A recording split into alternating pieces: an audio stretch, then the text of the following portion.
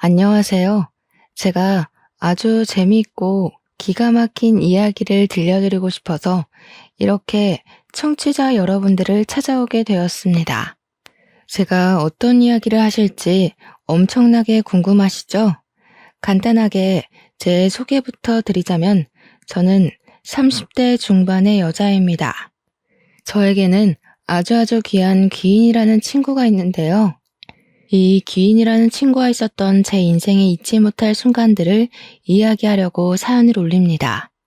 세상에 이런 친구가 제 옆에 존재한다는 것 자체가 너무나도 고맙고 행복합니다.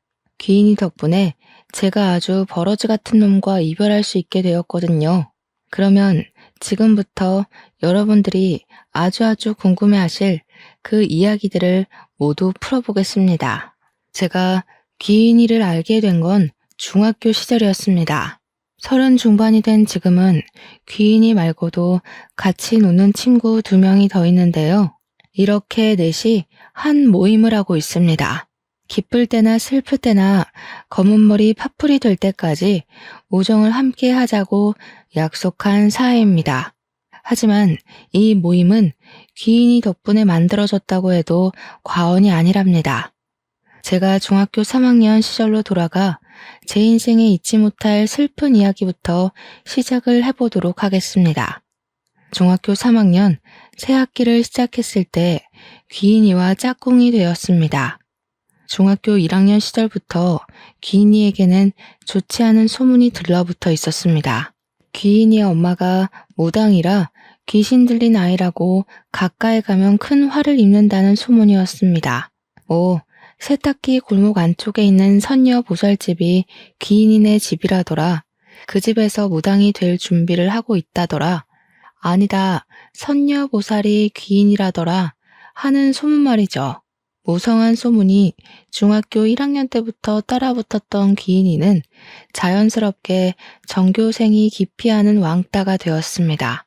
귀인이 자체도 공부에 취미가 없는 건지 친구들이랑 어울리는 게 싫은 건지 학교에 도착하면 내내 잠만 자는 아이이기도 했고요. 같은 반인 것도 불편한데 짝꿍까지 되니까 저는 정말 하루하루가 숨막히게 불편했습니다. 귀신 들린 아이가 짝이라는데 싫지 않을 친구가 있을까요? 짝이라지만 며칠 지내보니 서로 말을 섞을 일도 없고 저도 어울리는 친구들이 따로 있었기 때문에 부딪힐 만한 일은 일어나지 않았습니다. 그렇게 한 학기가 지나고 여름방학이 되었을 때 저에게 아주 큰일이 벌어지고 말았습니다. 여름방학이라 가족들끼리 계곡으로 여행을 가게 되었어요. 이모네 가족, 우리 가족 할 거 없이 계곡 옆에 텐트를 치고 물놀이도 하고 고기도 구워 먹고 그렇게 하루를 보내기로 했습니다. 그런데 그날 예상치 못하게 밤사이에 비가 엄청나게 오기 시작했고 상류에서부터 물이 대량으로 쏟아지는 바람에 계곡이 범람하게 된 것이었습니다. 저는 텐트에서 자고 있다가 아빠의 급한 부름에 놀라서 텐트를 떠나게 되었는데 빗소리에 서로 우왕좌왕하느라 의사소통이 전혀 되지 못했던 거죠. 엄마는 제가 텐트에서 자고 있는 줄 알고 텐트를 향해 달려오셨고 그대로 범람한 물에 휩쓸려 사라지게 되었습니다. 완전히 자연재해 사고였고 물에 빠지고 나서야 싸늘하게 식은 엄마를 찾을 수 있었습니다. 당시 뉴스에도 나오고 큰 사건이라 며칠 동안 신문에도 나오고 했었죠. 저를 구하기 위해 돌아가시게 된 엄마. 제 죄책감은 말로 할 수 없을 정도였습니다. 갑작스러운 장례에 친구들은커녕 학교에도 말을 못하고 장례식을 치르게 되었습니다. 하필이면 방학 중이기도 해서 제 친구들은 아무도 오지 못했어요. 장례식장에서 혼자 울면서 엄마 하고 있는데 대뜸 귀인이가 장례식장을 찾아온 게 아니겠습니까? 울고 있는 저를 향해 이온 음료 하나를 내밀더니 쭈뼛해하면서 너네 엄마가 너 무사해서 다행이래 이런 말을 하는 겁니다. 순간 소름이 오소소 돋더라고요. 저희 엄마가 돌아가신 걸 친구들도 선생님도 아무도 모르고 있었으니까요. 아무리 뉴스에서 연일 보도가 된다고 해도 누가 죽었는지 어디서 장례식을 치르는지는 나오지 않으니까요. 제가 너무 놀라서 눈물이 뚝 멈추더라고요. 그래서 귀인이를 붙잡고 물어보았습니다. 여기는 어떻게 알고 온 거냐고 물었더니 저한테 너도 나 소름 돋는다고 피할 거 아니니? 하고 되묻더라고요. 피하지 않을 테니까 사실대로 이야기해달라고 했더니 귀인이가 한숨을 푹 쉬면서 이야기를 해주었어요. 꿈에 모르는 아줌마가 나타나서 제 이름을 계속 부르더래요. 듣다 보니 짝꿍 이름인 걸 알아서 제 짝꿍 말하는 거냐고 물어보니까 그 아줌마가 맞는다고 고개를 끄덕이더래요. 그랬더니 말 좀 전해달라고 하면서 자기는 괜찮다고 우리 딸 무사해서 다행이라고 전해달라고 하고는 사라졌다는 겁니다. 다음날 눈 뜨자마자 인근 장례식장에 전화를 돌려서 제 이름을 대니까 딱 이곳에서 알려주더라는 겁니다. 지금 장례를 치르고 있는 중이라고 호시를 말해주더래요. 말을 전해달라고 꿈에 찾아왔는데 그냥 무시하는 건 예의가 아닌 것 같아서 찾아온 거라고 하더라고요. 저는 우리 엄마가 왜 내 꿈에는 나타나지도 않고 네 꿈에 나와서 그랬을까 하면서 막 울었어요. 그랬더니 귀인이가 우는 저를 상당히 곤란해하면서도 어설프게 저를 끌어안고는 토닥토닥 해주더라고요. 그러면서 하는 말이 원래 걱정 많은 귀신은 한이 남는 법인데 자기가 대신 말을 전해줬으니까 좋은 데 가셨을 거라고 하더라고요. 너무 울지 말고 힘내라고 이야기를 하는데 그 어떤 위로보다 저에게 힘이 되는 말이었습니다. 그렇게 단 한 번의 만남으로 귀인이에게 저는 마음을 온통 빼앗겨 버렸어요. 방학이 끝나고 학교에 가게 돼서부터는 혼자 밥 먹고 잠만 자는 귀인이를 깨워서 엄청나게 챙겨주었습니다. 저랑 친했던 애들은 귀인이랑 어울리는 저를 보고 왜 귀인이랑 노냐고 저를 문책하기도 했지만 저는 아무것도 상관하지 않았습니다. 제가 귀인이 뒤를 졸졸 쫓아다니니 자연스럽게 단짝이 되었고 저랑 친했던 친구들이랑은 멀어지게 되더라고요. 뭐 중학생이니까 그럴 수 있지만 귀인이의 속도 모르고 배척부터 하는 친구들에게 실망을 하기도 했습니다. 다행인 건 귀인이랑 제가 같은 고등학교에 진학을 하게 되었다는 것이었어요. 고등학교에 가서는 2명의 친구들이 더 늘게 되었어요. 지금까지도 모임을 하고 있는 친구들입니다. 물론 사람을 대하는데 서툰 귀인이를 대신하여 제 친화력이 한몫한 거긴 하지만 다들 귀인이의 내면을 바라봐 준 듯 했습니다. 그 뒤로 우리 넷은 진짜 단짝이 되었어요. 공부도 같이 하고 노래방도 같이 가고 야자도 같이 땡땡이 치고 떡볶이를 먹으러 가기도 했고요. 나름 편했던 건 귀인이가 무당집 딸이라는 소문이 고등학교에도 자자했기 때문에 일진 친구들도 귀인이가 무서워서 저희는 건드리지 않았습니다. 당시에 저희 학교 일진 애들이 돈도 뺏고 학교 폭력도 일삼는 아주 못된 애들이었거든요. 우리 넷은 학교 생활하면서 단 한 번도 그런 일에 휘말리지 않고 잘 지낼 수 있었죠.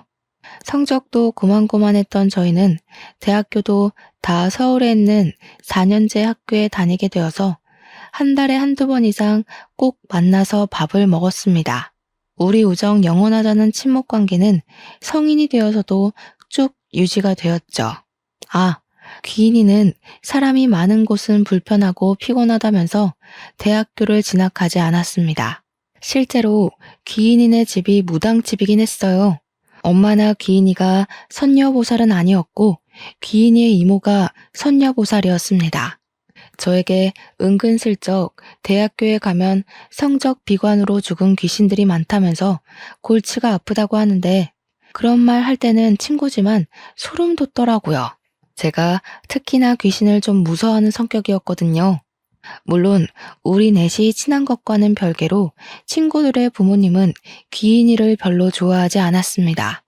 저야 뭐 우리 엄마 장례식장에 귀인이가 찾아왔을 때 아버지도 같이 있었고 우리 엄마가 전해달랬던 말을 듣고 아버지도 오열을 하셨었기 때문에 아버지는 귀인이를 정말 귀한 대접 받아야 하는 사람이라며 참 좋아하시긴 했지만 다른 친구들네 부모님은 아니었어요. 무당집 애라고 온 동네에 소문이 자자한 친구인데 고등학교 때 친했으면 그걸로 끝이지 뭘 대학까지 가서 만나나 이런 소리를 하셨죠. 친구였던 민지와 은영이는 그런 부모님이 고리타분하다고 했지만 귀인이를 별 대수롭지 않게 그러실 수 있지 하고 넘어가더라고요. 두 번째 사연은 민지가 대학교 MT를 가기로 한 날 벌어졌습니다. 민지가 대학교에서 MT를 가기로 한 날 아침 일찍 준비를 하고 있는데 대뜸 귀인이가 찾아왔더래요. 집에 들어서자마자 민지한테 너 MT 가지 마 하더래요. 민지도 당황하고 준비를 돕던 민지네 어머님도 너무 당황해서 아침부터 왜 저러냐고 막 그러셨대요. 민지는 지금 나가야 아슬아슬하게 도착할 거라며 귀인이 보고 빨리 집에 가라고 이야기를 했는데 민지네 어머님은 순간 찝찝하셨대요. 귀인이가 계속 무섭게 쳐다보면서 저 MT 가지 마. 지금 가면 안 돼. 이러면서 못 나가게 현관문을 막고 있었다니 얼마나 놀라셨겠어요. 거기다가 귀인이가 무당집 딸이라는 소문이 무성했으니까 민지네 어머님도 결국에는 민지를 말리게 된 거죠. 너 MT 가지 말라고. 갑자기 어머님이 말리기 시작하니까 민지는 발만 동동 굴렀다고 하더라고요. MT 가면 밤새 술 먹고 놀 생각에 신이 잔뜩 나 있는데 아침부터 이게 무슨 일인가 싶어서 막 애원을 했대요. 민지는 귀인이한테 도대체 자기한테 왜 그러느냐며 실랑이를 벌인 거죠. 그랬더니 귀인이가 대뜸 민지네 어머님한테 아줌마 운전할 줄 아세요? 하고 물어보더래요. 귀인이 표정이 살벌하기도 하고 영 찜찜한 애라고 생각이 들었는지 완전 쫄아서 할 줄 안다고 대답하셨대요. 그러니까 귀인이가 애가 정 가고 싶다고 하니까 2시간 뒤에 아줌마 차 타고 같이 가죠. 집까지만 태워주세요. 했대요. 그러니까 민지네 어머님이 말릴 수도 없고 싫다고도 못하는 우왕좌왕하는 사이에 민지 휴대폰에 연락이 막 쏟아지더랍니다. 학교 친구들이 너 왜 안 오냐, 지금 출발해야 된다 하면서 언제 오냐고 물어보더라고요. 민지가 이미 늦었다는 생각이 동기들에게 피해를 줄 수 없어서 일이 생겨서 좀 늦을 것 같으니까 먼저 출발하라고 했다고 하더군요. 버스를 타던 엄마가 데려다 주던 늦게라도 가기만 하면 된다는 생각에 학교에서 빌린 관광버스를 먼저 보낸 거죠. 그러면서 귀인이에게 화가 너무 나서 으르렁거렸대요. 무슨 일인지는 모르겠지만 딱 2시간만 있다가 나가겠다고. 2시간이 뭐가 중요한지 모르겠지만 별일 아니면 화 많이 낼 거라고 엄포를 놓고요. 그렇게 불편하게 거실에 셋이 나란히 앉아서 시간이 가기만 기다렸대요. 민지 말로는 그때의 공기가 얼마나 불편했는지 밥을 안 먹어도 체하는 기분이었다고 했습니다. 그렇게 2시간이 채 안 된 시점에 귀인이가 대뜸 리모컨을 찾더니 뉴스 채널을 틀더랍니다. 민지네 어머님은 기가 막혀서 아무 말도 못하고 귀인이를 쳐다보고 민지도 어이가 없어서 가만히 있었대요. 그런데 그 순간 고속도로에서 15중 추돌 사고가 났다면서 긴급 속보가 막 뜨더랍니다. 리포터가 분주하게 사건 현장을 이야기하는데 뉴스에 떡하니 MT에 가려던 D 대학교 학생들이 크게 다쳤다고 뜨더래요. 순간 민지 어머님이 아악 하면서 소리를 지르고 민지는 머리털까지 쭈뼛 서는 느낌이 들었대요. 놀래서 MT에 간 친구들에게 민지가 전화를 걸었는데 그 누구도 받지를 않고 조교한테 전화하니까 조교가 민지야 너 무사하니? 이러더래요. 민지가 조교한테 저는 늦어서 버스를 못 탔다고 하니 사고 난 차량이 동기들이 탄 차가 맞다면서 다들 병원으로 이송이 되었다고 전해주더랍니다. 너라도 버스 안 타서 다행이라고 하늘이 도왔다고 막 그러더라는데 귀인이가 아무 말 없이 민지를 보고 있었대요. 다행인 건 사망사고는 일어나지 않았고 몇 명은 크게 다쳐서 병원 신세를 오래 져야 했다고 했어요.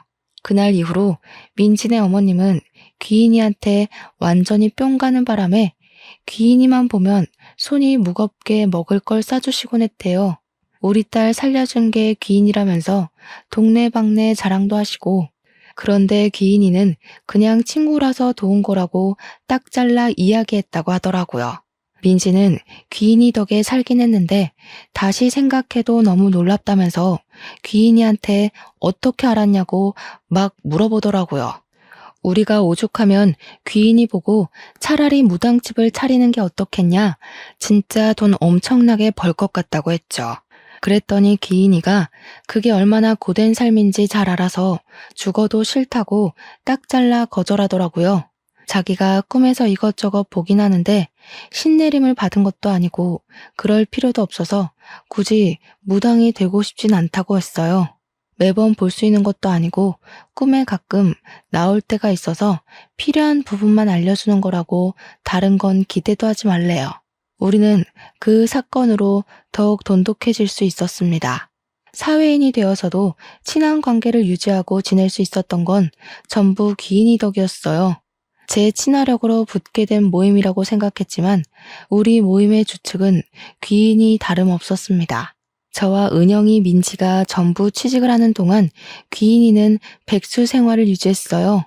그 이유는 대학을 진학하지 않은 이유와 비슷했는데 너무 많은 사람들을 알게 되면 꿈을 꾸는 게 피곤하다는 이유였습니다. 뭐 그것뿐만 아니라 학창 시절에 저희를 알기 전까지 꾸준히 소문으로 인한 왕따를 당했으니 사람이 싫을 법도 하겠죠. 그렇게 우리의 나이가 30이 넘어가고 민지와 은영이는 결혼을 하게 되었습니다. 웃긴 건 민지네 어머님이 민지가 예비 신랑을 소개해주는 자리에 귀인이를 불렀다는 겁니다. 귀인이 입에서 너무 잘 어울리는 한 쌍이네요 라는 말이 나올 때까지 귀인이만 쳐다봤다고 하시던데 제가 그 말을 듣고 얼마나 웃었는지 몰라요. 귀인이 말이 진짜였는지 민지는 결혼을 한 이후에 일이 술술 잘 풀리기 시작했고 민지네 어머님은 귀인이를 정말 떠받들여 주었답니다. 정작 귀인이는 비혼주의자라면서 결혼을 절대 하지 않을 거라고 이야기했고 저는 남자친구조차 없었습니다. 친구들이 결혼할 때 부케도 제가 받았는데 남자친구조차 없으니까 슬슬 걱정이 되더라고요. 그래서 귀인이를 붙잡고 내가 뭐가 문제냐, 나는 왜 남자친구가 없냐 물어봤더니 귀인이가 귀를 후벼 파는 겁니다. 그러면서 다 때가 되면 나타나는 거니까 잠자코 기다리라고 하는데 너무나도 불안한 거예요. 은근슬쩍 내 나이 80 먹어야 남자가 나타나는 거 아니야? 하는데 귀인이가 그냥 웃더라고요. 헐, 진짜 소름 돋았잖아요. 나이 80까지 독수 공방해야 된다는 소리로 들려서 소개팅을 해야겠다고 결심했죠. 제가 회사 생활하면서 가장 힘들었던 게 뭔지 아세요? 업무도 상사의 잔소리도 출퇴근길도 아닌 바로 동기였습니다. 저와 같은 시기에 입사한 입사 동기였는데 나이는 저보다 2살 많은 언니였어요. 같이 입사한 반면 저는 프로젝트를 2개나 성공적으로 마무리한 덕분에 진급이 언니보다 빨랐거든요. 회사 언니는 그런 저를 무척이나 시기 질투했었습니다. 제가 성격이 모난 데 없이 활발하고 서글서글한 성격인데 회사 언니는 별명이 툴툴이었어요. 뭐만 하면 툴툴거리고 동기들을 까내리고 상사에게도 눈을 치켜뜨고 사회생활 할 줄 모르는 전형적인 부류였습니다. 그러니 윗선에서도 예쁘게 보질 않고 자꾸만 승진을 누락시키게 되는 거였죠. 저랑 별로 친한 언니는 아니었지만 자리도 가깝고 입사 동기인지라 주변에서 이것저것 많이 묶어서 일을 시키긴 했어요. 근데 일을 할수록 이 언니가 정말 별로더라고요. 저를 고깝게 보는 눈빛도 좀 그랬고요. 거기다가 분위기를 얼마나 갑분싸로 만드는지 유머를 유머로 소비하지 못하는 그런 부류 있잖아요. 딱 회사 언니에게 어울리는 말이었죠. 농담을 해도 어찌나 뼈가 살벌하게 있는지 주변에서 아무도 웃지 못하게 만드는 사람이었습니다. 지 잘난 거 하나 없는데 지 잘난 맛에 살아서 사람들 무시하고 깔보고 그런 유형이요. 그러니까 자연스럽게 회사 사람들도 언니를 피하는데 자기만 모르고 자꾸 둘러붙는 눈치도 없는 사람이었습니다. 회사 과장님이 명품백을 들고 온 날 대놓고 이거 짭이죠? 하는데 그 주둥이를 정말 꿰매고 싶은 심정이었죠. 그런 언니가 저에게 소개팅 제안을 해온 겁니다. 처음에는 당연히 거절부터 했습니다.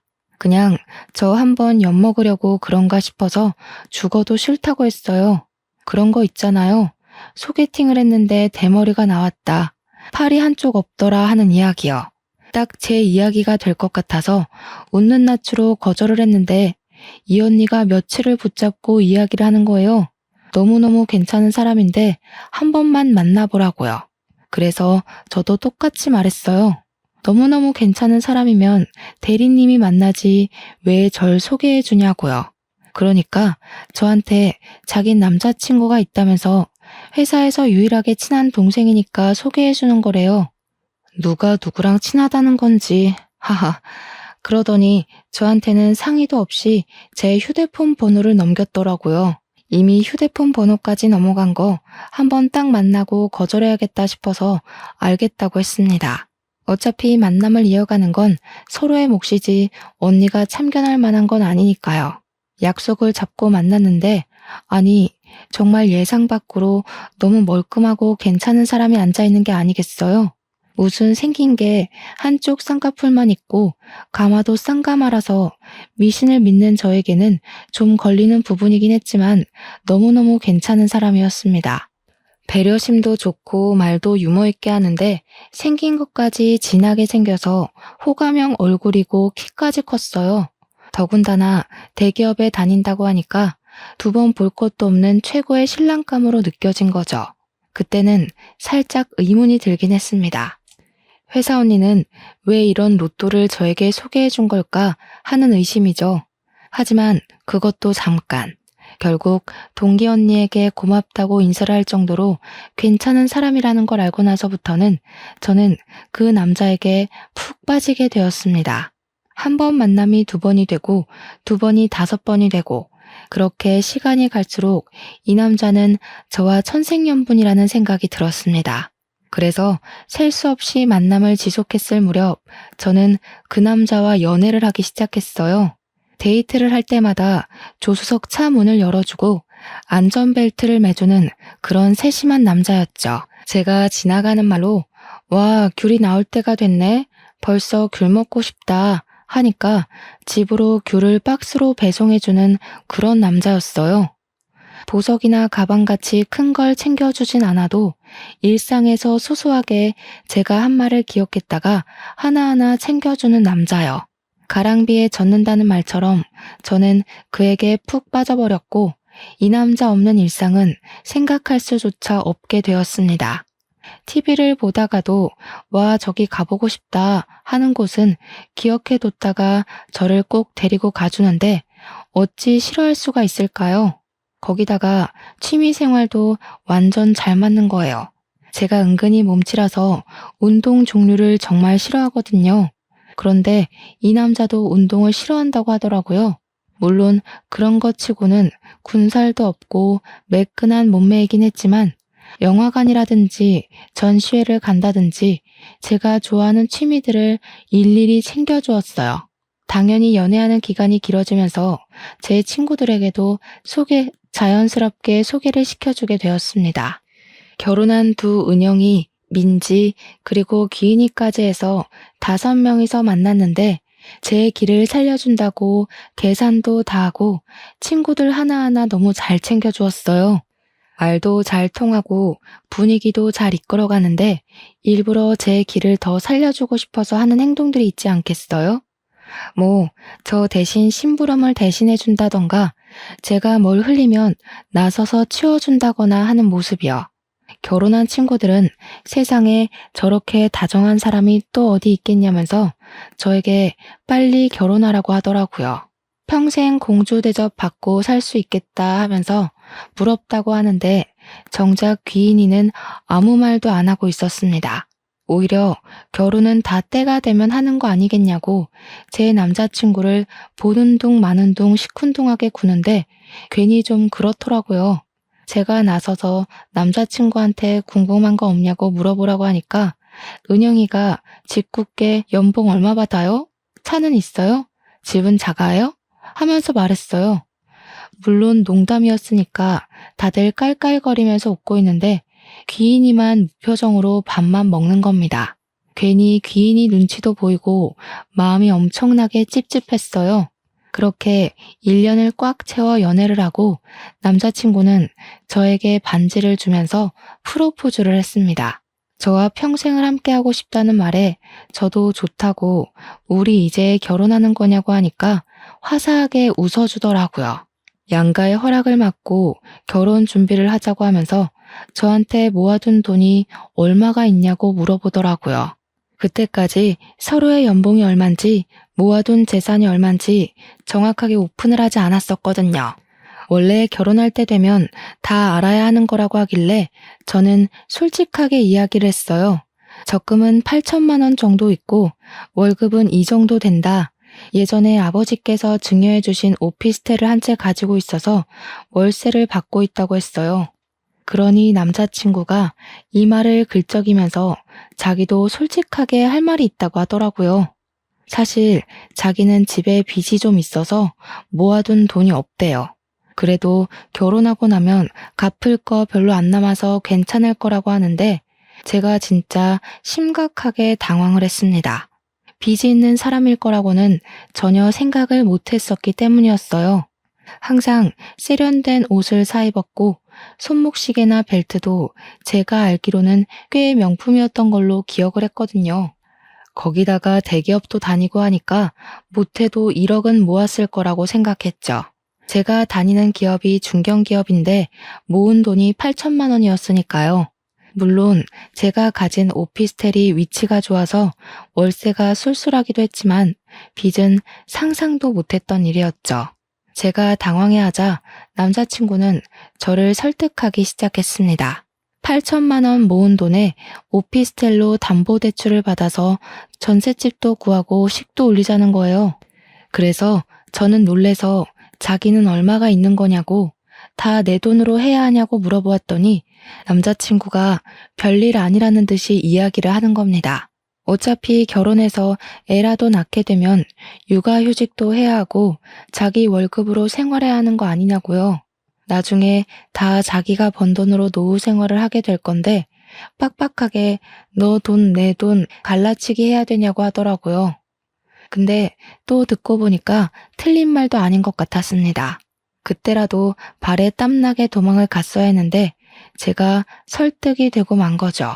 그 뒤로부터는 순조롭게 결혼식 준비가 진행되는 듯 했습니다. 예비 신랑의 집에 인사를 드리러 가기 전까지는 그렇게 생각을 했죠. 저를 딱 보자마자 거두절미하고 이야기를 하시겠다 하면서 저한테 얼마를 버냐고 물어보시더라고요. 오피스텔에서 받는 월세를 제외하고 280만 원 번다고 이야기를 했더니 앞으로 자기에게 매달 용돈을 얼마씩 줄 거냐고 물어보시는 겁니다. 아주 뻔뻔하게 들어서 알겠는지 모르겠지만 우리 집이 빚이 좀 있는데 그거 다 갚아주고 결혼하라고 하는 거였어요. 저는 너무 당황스러워서 거기서 아무 말도 못하고 바보 천지처럼 어버버 거렸습니다.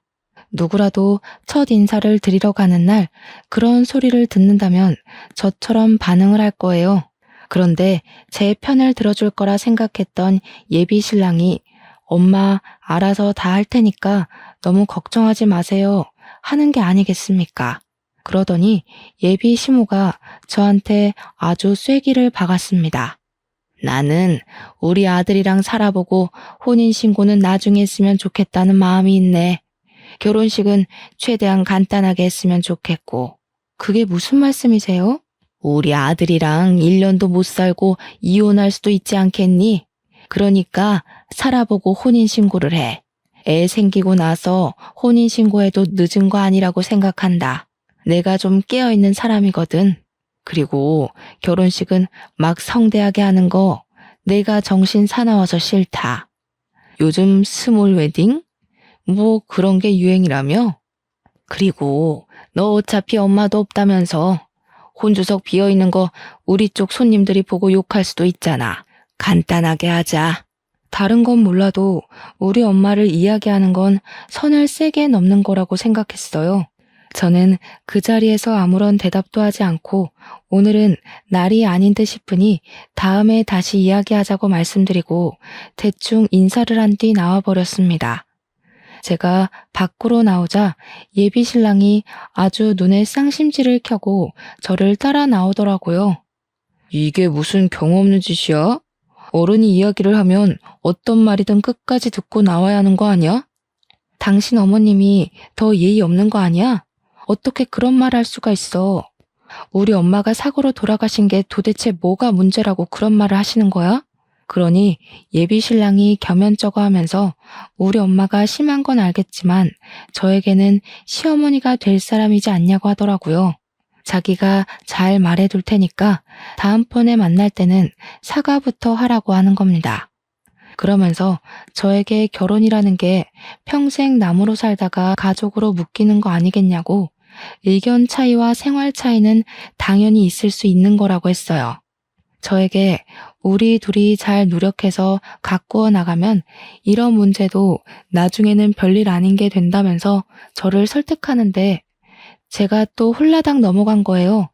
30년을 넘게 남으로 살았는데 하루아침에 끈끈해지고 서로를 파악한다는 게 어려운 일이라고 그 가스라이팅에 넘어가고 만 것이죠.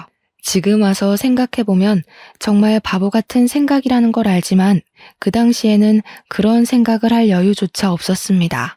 그날 저녁에 집으로 돌아와서 조금 속상한 마음도 있고 해서 귀인이에게 전화를 걸었습니다. 오늘 인사를 드리러 갔는데 이런 일이 있었다 하면서 이야기를 하면서 결론은 예비 신랑이 잘 다독여줘서 마음을 풀었다고 넋두리를 했어요. 그랬더니 가만히 제 이야기를 듣고 있던 귀인이가 대뜸 저에게 그 결혼할 거냐고 물어보는 게 아니겠습니까? 그동안 제가 연애를 할 때도 프로포즈를 받았다고 할 때도 예비 신랑에 대한 이야기를 한 번도 한 적 없었던 귀인이가 물어보니까 뭔가 이상했어요. 하지만 저는 이미 일이 어느 정도 진행이 되기도 했고 귀인이에게 솔직하게 이야기를 했습니다. 이미 인사도 드렸고 다음 주에는 우리 집 와서 아버지랑 같이 식사를 하기로 했다고요. 그러면 결혼까지 하게 되지 않겠냐고 했죠. 귀인이가 몇 초 동안 아무 말 없이 제 이야기를 곰곰이 생각하는 듯 하더니 대뜸 알겠어 하고 전화를 딱 끊어버리는 겁니다. 저는 정말 그게 더 찜찜하고 이상한 거예요. 왜 아무 소리도 안 하나 싶고요. 예비 신랑과 평소에 다름없는 일주일을 보냈고 드디어 저희 아버지와 함께 식사를 하는 날이 찾아왔습니다. 아버지께 남자를 처음 소개해드리는 자리이다 보니 평소와 달리 너무나도 긴장이 되더라고요. 혹시라도 아버지께서 싫어하시면 어쩌지 하는 마음이 들면서도 제가 선택한 사람이니 좋아해 주실 거라고 굳게 믿었습니다.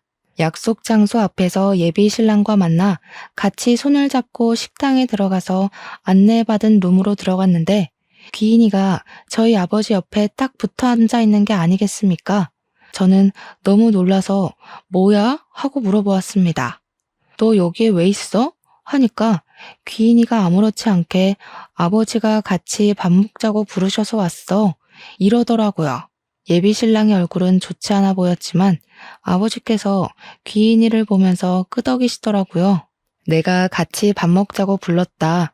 우리 가족이나 다름없는 귀한 친구이니만큼 같이 보는 게 좋을 것 같아서 그랬어. 하시는데 예비 신랑도 더 말을 못했죠. 경우 없다고 생각하면서도 예비 장인어른의 말에 토를 달아 굳이 점수를 깎이고 싶지 않았던 거였을 거예요. 식사가 나오고 본격적으로 밥을 먹으면서 이야기를 하려고 했는데 아버지께서 일단 밥부터 먹고 이야기를 하자고 하셨습니다.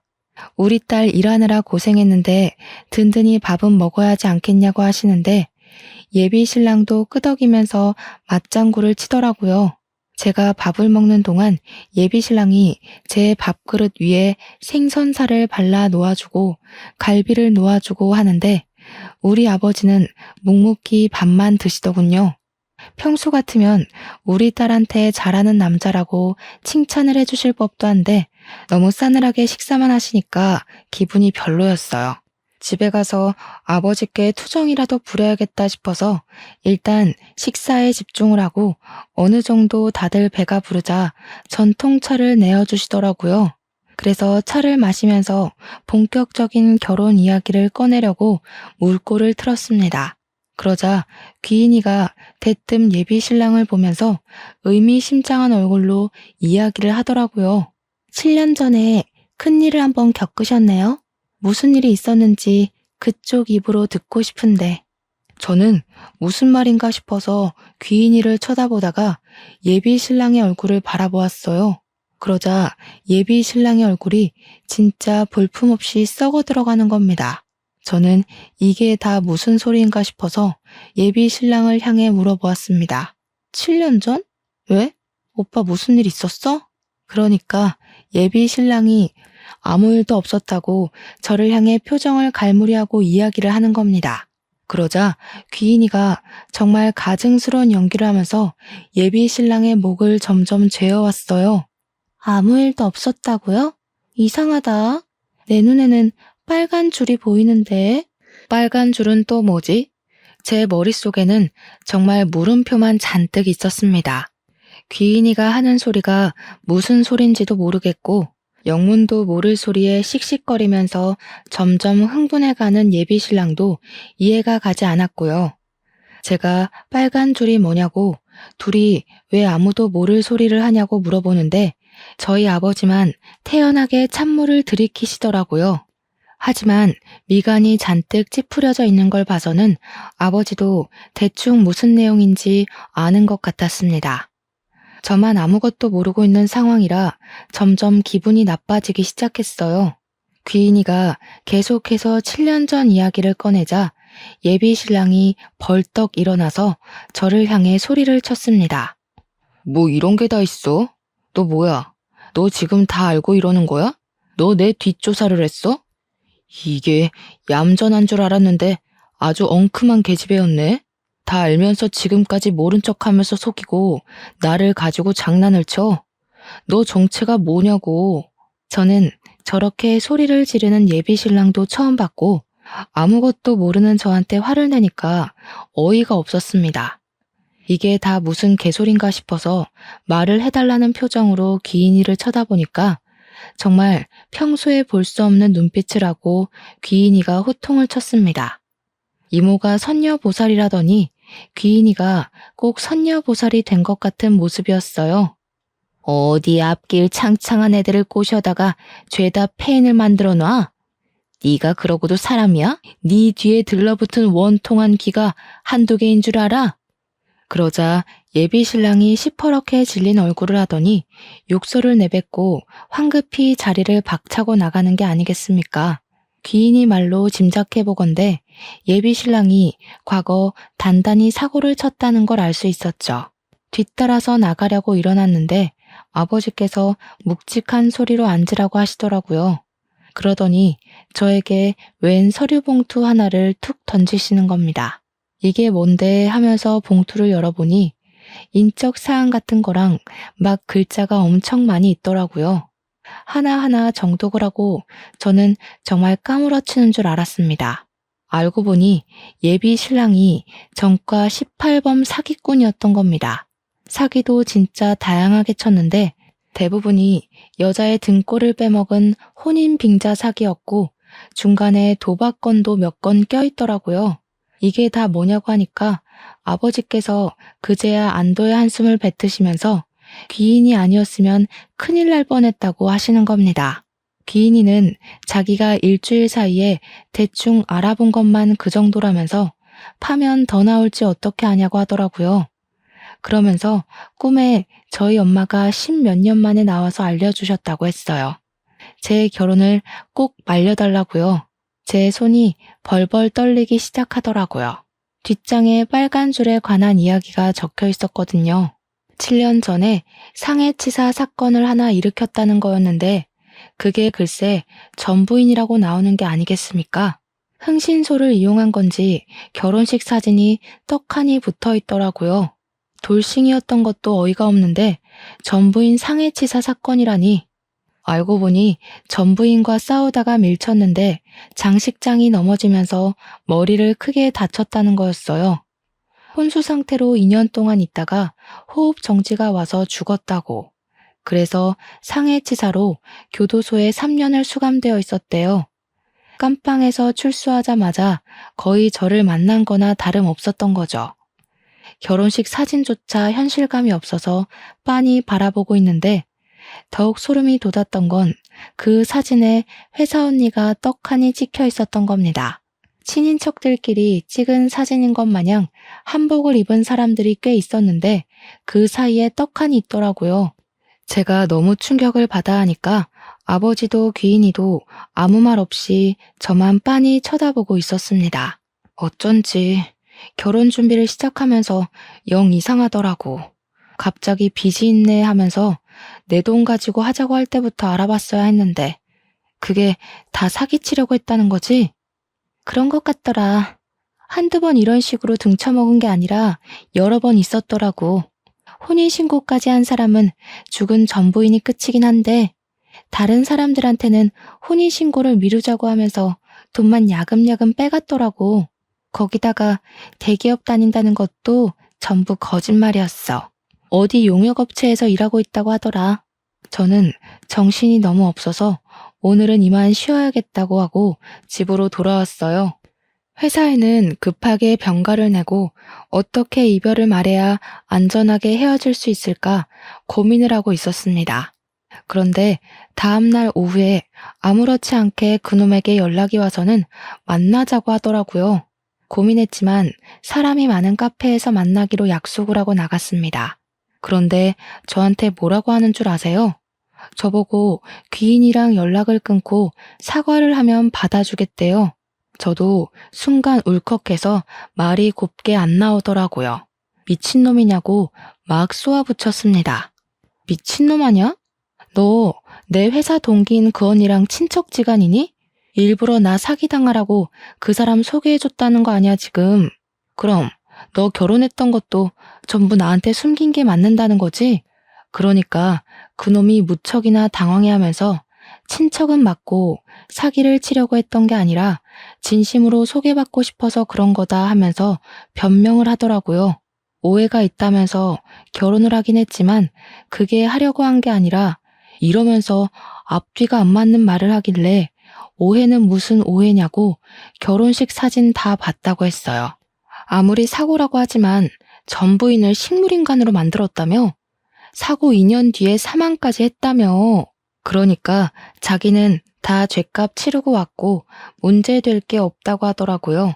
그게 무슨 자랑도 아니고 진짜 어이가 없어서 어떻게 이걸 속이고 저랑 결혼을 하려고 했는지 너무 소름이 돋았어요. 그래서 너네 엄마가 혼인신고 바로 하지 말라고 한 거구나? 애가 생기면 하라는 게 빼도 박도 못하는 시기가 됐을 때 혼인신고를 시키려고 한 거였어. 내가 모은 돈에 오피스텔까지 헤쳐먹고 버리려고 한 거야? 그러니까 그제야 욕을 나지막히 내뱉으면서 고개를 돌리더군요. 아니 왜 욕지랄이야. 누구는 욕 못해서 안 하는 줄 알아? 이 후레자식이야? 야, 보는 눈이 많아서 내가 여기까지만 하는 줄 알아. 너 진짜 운 좋은 줄 알아. 내가 봐주는 거야. 알겠어? 무섭게 내뱉고는 카페를 나가버리더라고요. 저는 놀라기도 했고 소름이 돋기도 했고 바로 그놈의 연락처를 차단시켜버렸습니다. 다행히도 식장이며 뭐며 예약한 게 하나도 없어서 처리할 것도 위약금 물어야 할 것도 없었다는 거죠. 그날 저녁에 제가 차단을 한 걸 알았는지 다른 번호로 그동안 저한테 쓴 돈이 얼마라면서 돈을 보내라고 연락이 왔더라고요. 그래서 깔끔하게 무시해주고는 다른 번호도 차단해버렸습니다. 다음날 회사에 출근을 하니 동기 언니가 저를 쓱 쳐다보는데 안절부절 난리가 났더라고요. 아마 그 사기꾼에게 모든 이야기를 전해드린 게 아닌가 싶었습니다. 저는 일부러 탕비실에서 잠깐 이야기 좀 하자고 언니를 불렀고 사람들이 꽤 있는 탕비실에서 큰 소리로 이야기를 했습니다. 물론 말만 한 건 아니고요. 들어오자마자 손에 쥐고 있던 커피를 그 언니에게 확 부어버리고 소리를 쳤죠. 주위에 있던 회사 사람들이 전부 구경하듯이 몰려들었고 언니는 아무 말도 못하고 부들부들 떨고 있었어요. 언니, 아무리 제가 밉고 싫어도 그렇지 어떻게 사기꾼을 저한테 소개해 줄 수가 있어요?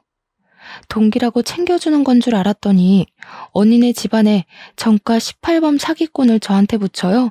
거기다가 전 부인을 상해치사로 골로 보내서 교도소까지 갔다 온 살인범을요? 그러니까 주위에서 어머, 그게 무슨 소리야? 와, 대리님 무서운 사람이네. 그렇게 안 봤는데 하면서 난리가 난 겁니다. 언니는 울고불고 자기가 잘못했다고 비는데 이게 잘못했다고 말로 해서 될 일이겠어요? 저는 당연히 상사에게 보고를 했습니다. 주변 사람들 모두가 언니에게 손가락질을 하고 소문도 회사에 번지고 번졌으니 회사에서도 골칫덩어리가 된 거죠. 그동안 별로 좋지 않았던 회사 내 태도를 문제 삼아 결국 언니는 퇴사 처리가 되고 말았습니다. 물론 일주일을 못 버티고 사표를 냈을지도 모르겠네요. 그 뒤로 저는 여전히 귀인이를 은인으로 모시면서 잘 지내고 있습니다. 우리 아버지는 저보다 더 귀인이를 챙기면서 지내고 계시고요. 둘이 저 빼놓고 소주 마시러 다니고 있더라고요. 참나. 그래도 귀인이 덕에 고마운 일이 많아서 저는 너무 감사할 따름입니다. 귀인이가 저한테 슬쩍 다 때가 있으니까 조용히 기다리라고 삶이 흘러가는 대로 살면 좋은 인연이 나타날 거라고 하더라고요. 언제 만날지 모를 그 인연을 기다리면서 저는 오늘의 삶을 충실하게 살고 있답니다. 이런 저의 사연 어떠셨나요? 긴 사연 들어주신 여러분, 감사합니다.